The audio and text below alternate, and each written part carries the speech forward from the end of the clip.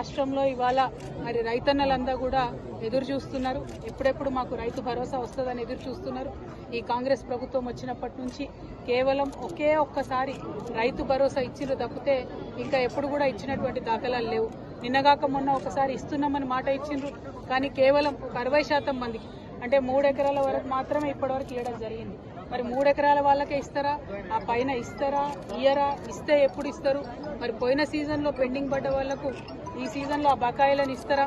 మరి ఈ సీజన్లోనన్నా కరెక్ట్గా 100% మరి రైతు బంధు ఇస్తారా అనేటటువంటి విషయాన్ని ప్రభుత్వం ఎవరికి కూడా చెప్పడం లేదు.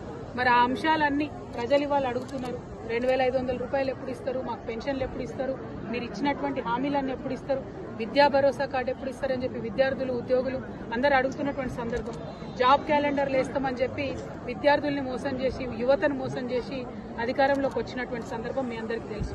మరి ఇవన్నీ అడుగుతుంటే కాంగ్రెస్ పార్టీ మీద ముఖ్యమంత్రి గారి మీద ఒత్తిడి పెరుగుతున్నటువంటి సందర్భంలో భరించలేక రోజొక కొత్త డ్రామా కాంగ్రెస్ పార్టీ చేస్తున్నారు.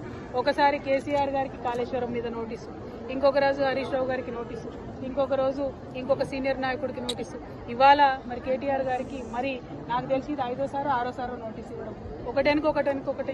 ఒకటి నోటీసులు ఇచ్చిన ప్రతిసారి ప్రతి ఒక్కరు ఏదో ఒకటి మాట్లాడి మొత్తానికి ప్రజా సమస్యల నుంచి దృష్టి మరల్చాలే, వాళ్ళు పబ్బం గడుపుకోవాలని చూస్తున్నటువంటి సందర్భాన్ని మనం గమనిస్తున్నాం. నేను ఈ వైఖరిని తీవ్రంగా ఖండిస్తూ ఉన్నాను. మేము ఎప్పుడో చెప్పినాం, నోటీసులు ఇస్తే పోతాం, జవాబిస్తాం, మేమేం తప్పు చేసింది లేదని మా పార్టీ తరఫు నుండి మా నాయకులందరూ కూడా అన్ని సందర్భాల్లో కూడా చెప్పినటువంటి విషయం మీ అందరికీ తెలిసిందే.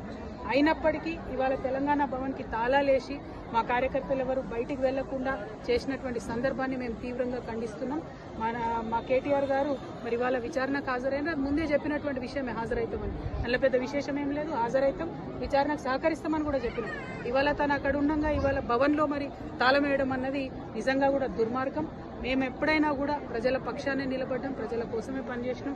అది రాష్ట్ర సాధన కోసమైనా, రాష్ట్రం వచ్చినాక అభివృద్ధి కోసమైనా అనే విషయాన్ని మరొకసారి తెలంగాణ ప్రజలకు తెలియజేస్తూ ఈ ప్రభుత్వం ఈ యొక్క వైఖరిని మానుకోవాలి, డైవర్షన్ పాలిటిక్స్ మానుకోవాలని చెప్పి మేము డిమాండ్ చేస్తా ఉన్నాం. జై తెలంగాణ.